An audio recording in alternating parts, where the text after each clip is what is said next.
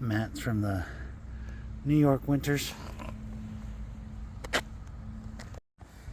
Okay, so some people have asked me how to get all that crap out. So you can use a drill brush with this, the little brush attached to your drill, or something like this little Ryobi that I'm going to use this time.